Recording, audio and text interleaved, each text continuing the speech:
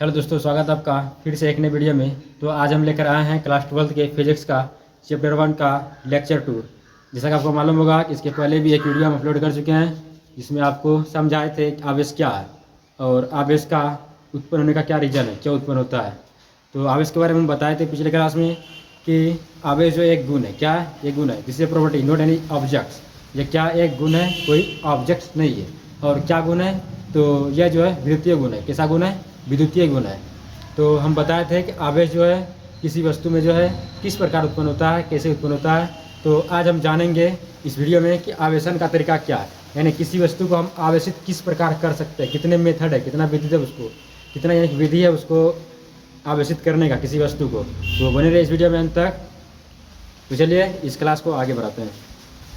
तो आवेशन का तरीका, किसी वस्तु को आवेशित करने का 3 मुख्य तरीका है। कौन कौन सा है? पहला है घर्षण द्वारा, दूसरा है चालन द्वारा और तीसरा है प्रेरण द्वारा। क्या है? घर्षण द्वारा, चालन द्वारा और प्रेरण द्वारा। क्या है? प्रेरण द्वारा। तो जैसे कि आपको हम बताए थे पिछले क्लास में कि किसी वस्तु को आवेशित करने के लिए हम लोग क्या करते हैं? इलेक्ट्रॉन का स्थानांतरण करते हैं। दैट मीन्स हम बताए थे कि किसी वस्तु में जब आवेश उत्पन्न होता है तो उसका मुख्य रीजन क्या है? इलेक्ट्रॉन का स्थानांतरण। और हम जैसे एग्जाम्पल भी दिए थे कि जैसे कि मान लीजिए हम लोगों को गेहूं को पीस के आटा बनाना है, तो क्या करेंगे? हम लोग गेहूं को मिल लेके जाएंगे, वहाँ पे पिसवाएंगे, या तो और भी अलग अलग विधि से जो हम लोग उसको पिसवाएंगे, यानी बनेगा आटा है। जैसे मान लो हथौड़े लेके चूर भी देंगे तो क्या बनेगा? आटा ही बनेगा ना, बनेगा आटा ही, बट उसका अलग अलग विधि हो सकता है। उसी प्रकार जो है किसी वस्तु को आवेशित करने का 3 विधि है। कौन विधि है? 3 विधि। कौन कौन सा? घर्षण द्वारा, चालन द्वारा और प्रेरण द्वारा। बट इसमें मुख्य जो कॉमन है वो कॉमन क्या है? इलेक्ट्रॉन का स्थानांतरण। यानी कि तीनों विधि जो है, तीनों विधि में क्या मुख्य जो है कॉमन है? तो वो कॉमन चीज़ है इलेक्ट्रॉन का स्थानांतरण। यानी किसी वस्तु को आवेशित तो करेंगे चालन द्वारा, प्रेरण द्वारा, घर्षण द्वारा, यानी घर्षण, चालन, प्रेरण 3 विधि से। बट तीनों में जो मुख्य काम होगा वह काम यही होगा कि इलेक्ट्रॉन का स्थानांतरण होगा। तो चलिए हम लोग बारीकी से जानते हैं कि ये तीनों मेथड में किस प्रकार जो है आवेशित किया जा सकता है और किया जाता है। तो पहले हम लोग जानेंगे घर्षण द्वारा किस प्रकार आवेशित किया जाता है। यानी किसी वस्तु को जो है हम लोगों को आवेशित करना है तो घर्षण के द्वारा कैसे हम लोग आवेशित करेंगे। तो घर्षण के द्वारा आवेशन उत्पन्न करने के लिए हम लोगों को 2 वस्तु लेना पड़ेगा। कितना वस्तु? 2 वस्तु। और वो दोनों पदार्थ जो है अलग अलग होना चाहिए। यानी कि 2 वस्तु जो लेंगे घर्षण के द्वारा आवेशन में, वो दोनों जो है वस्तु अलग अलग पदार्थों का होना चाहिए। जैसे मान लीजिए एक हो सकता है शीशा, हो सकता है एक हो सकता है प्लास्टिक, तो अलग अलग पदार्थों का बना होना चाहिए, तभी जो है घर्षण के द्वारा आवेशन संभव है। आई होप आपको समझ में आ गया होगा। तो इसमें होता क्या आखिर? घर्षण के द्वारा कैसे आवेशित होता है? तो घर्षण के द्वारा आवेशन में जो होता है, जब हम लोग 2 वस्तु को आपस में रगड़ते हैं तो एक वस्तु से इलेक्ट्रॉन जो है निकल के दूसरे वस्तु में स्थानांतरित होगा। क्या होगा?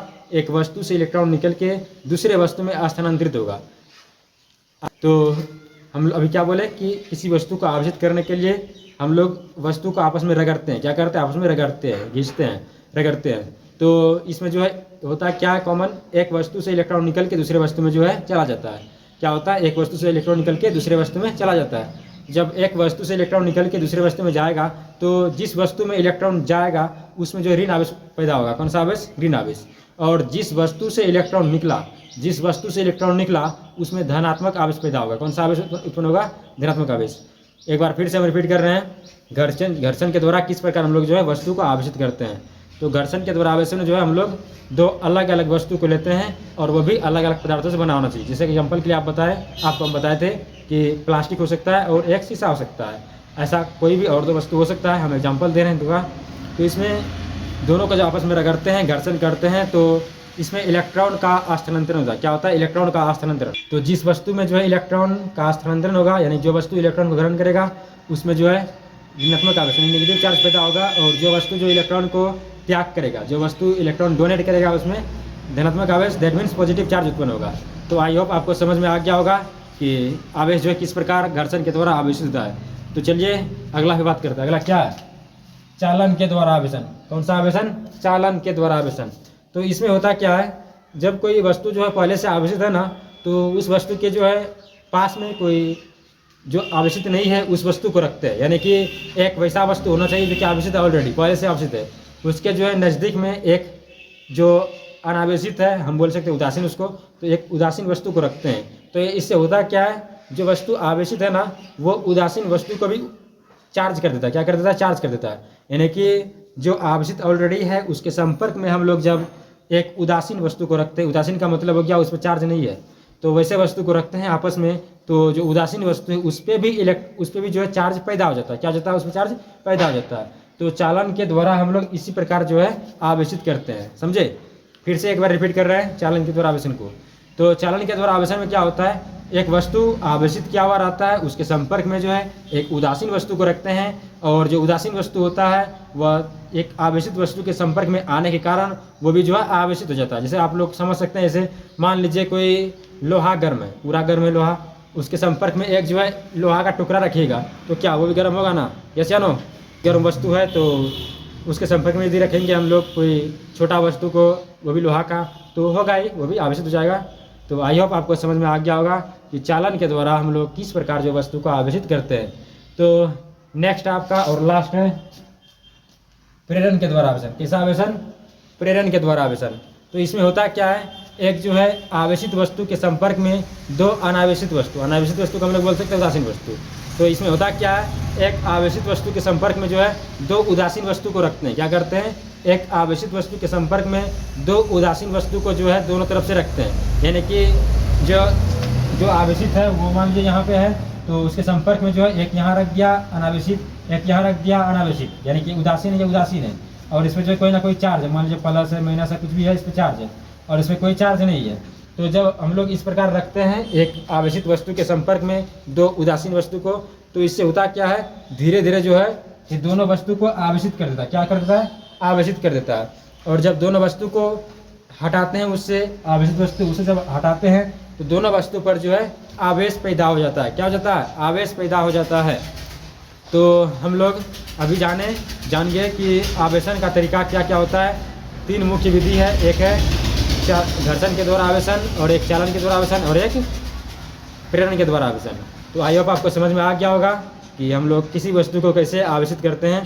तो किसी वस्तु से जो है इलेक्ट्रॉन जब किसी दूसरे वस्तु में जाएगा, या तो कोई वस्तु ट्रांसफ़र करेगा इलेक्ट्रॉन को, तो जो है आवेश पैदा होगा। तो आवेश जो पैदा होगा Q, वह कितना होगा? तो प्लस माइनस NE के बराबर होगा। कितना होगा? प्लस माइनस NE के बराबर होगा। कितना होगा? प्लस माइनस NE के बराबर होगा। यहाँ पे E जो है, E का मान होता है 1.6 × 10⁻⁹ कूलम, यानी कि 1.6 × 10 की घात में कूलम। और N जो है ये एक संख्या की मान है, यानी कि एक इलेक्ट्रॉन का जो है संख्या है। समझे? तो Q बराबर प्लस माइनस NE। जब कोई वस्तु जो इलेक्ट्रॉन को दान करेगा, डोनेट करेगा, तब उसका जो फार्मूला होगा क्या होगा? Q बराबर प्लस NE। और जब कोई वस्तु इलेक्ट्रॉन को ग्रहण करेगा तो उसका जो फार्मूला क्या होगा? उसका माइनस NE। क्योंकि जैसा कि आपको मालूम है कि कोई वस्तु जब इलेक्ट्रॉन को ग्रहण करेगा तो नेगेटिव चार्ज पैदा होगा। कौन सा आवेश? नेगेटिव चार्ज, नेगेटिव आवेश। और कोई वस्तु जो इलेक्ट्रॉन को जब डोनेट करेगा तब पॉजिटिव चार्ज पैदा होगा। कौन सा आवेश पैदा होगा? Positive charge. तो इसीलिए जो है जब कोई वस्तु इलेक्ट्रॉन को डोनेट करेगा, दान करेगा, तो Q बराबर प्लस NE हो जाएगा, और कोई वस्तु यदि इलेक्ट्रॉन को ग्रहण करता है तब Q बराबर माइनस NE होता है। तो आई होप आपको समझ में आ गया होगा आज के क्लास कि किस प्रकार हम लोग आवेश को किसी वस्तु को आवेशित करते हैं। तो आज के लिए अभी के लिए इतना ही, मिलते हैं अगले वीडियो में। तब तक के लिए जय हिंद, वंदे मातरम।